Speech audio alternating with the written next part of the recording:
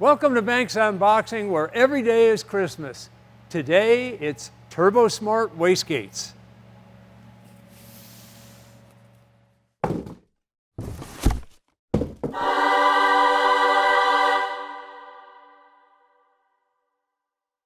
First of all, I want to get something out of the way here. You guys have been making fun of my box cutter fumbles. Well, how about this? Milwaukee has come out with, and I've never seen this before, but apparently it's been around a while. This is the money right here. That's not a knife. That's a knife. Watch this. Yeah, there's that. All right, clean. All right, and whoa, whoa. All right, there you are. Turbosmart. Pretty boxes. I love the red, white, and blue here, guys. Let's push this off to the side. What have we got here? So what we're doing here is we're using Turbosmart Wastegates. Once the turbos get online in our twin turbo monster truck build, we're going to bypass the blower with some of that boost air and go right into the intercooler under the blower. The blower's there to kick it in the ass when you hit the throttle, but there's not enough blower to make much over 700 horsepower. We kind of limited out on the blower. Why was that? Temperature out of the blower was the problem. We got to about 20, 21, 22 pounds. We were maxing out on allowable outlet temperature on the supercharger. We don't want to have those rotors kind of grow as they get hotter and wipe out the case or wipe out each other. So we're going to bypass it once the turbos are online. All right, I've got a WG60 Gen V power gate. All right. This, I think, is the bypass valve. Let's have a look at what, oh, man. This, now, that's a man's wastegate right there. Oh my God, this is 60 millimeter valve. This is serious stuff. Let me get some of this out of the way here. And one of the little trick things we're doing is oh, nice clamps and flanges. Time to do a little welding, and that's the seat for the valve.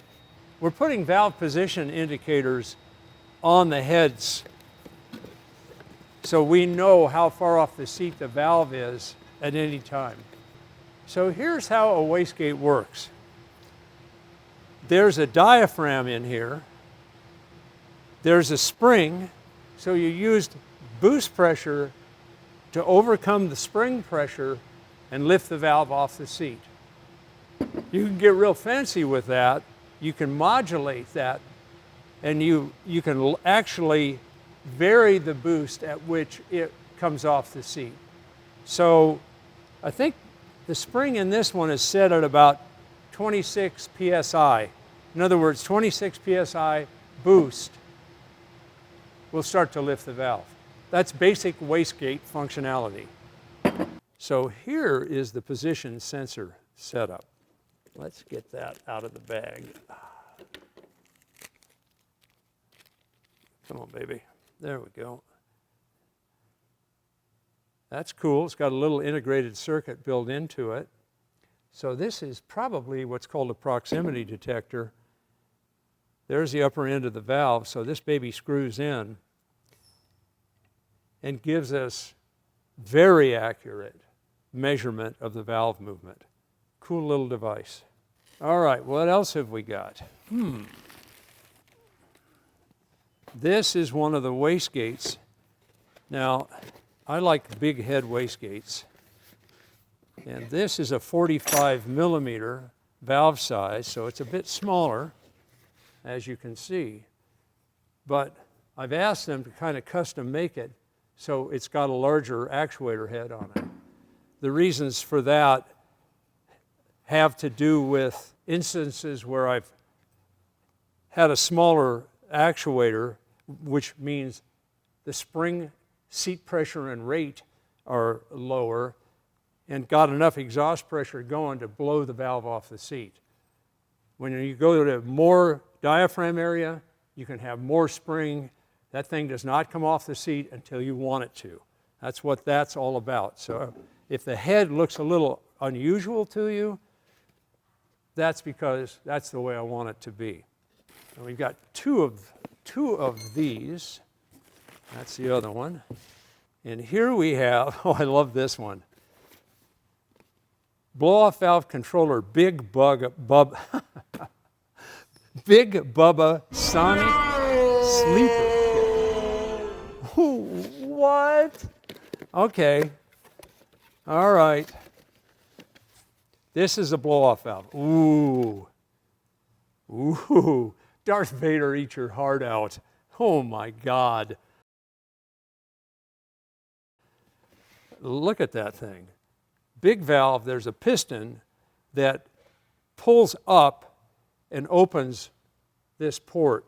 You probably hear that in New York City. Okay, I've got kind of a welt flange, O-ring seal, mounts on the bottom. All right, this is an alternate outlet. So there's a piece of electronics that goes with this as well. Yeah, this is a control valve right here.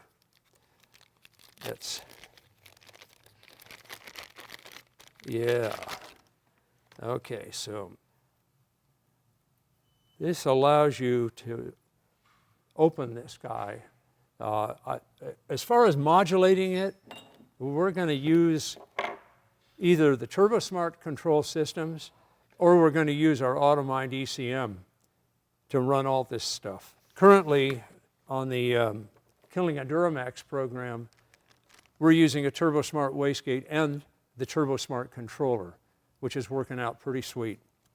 They are very involved in all we're doing here, both on the Monster Truck Engine program and on the Killing a Duramax program. The product is jewelry.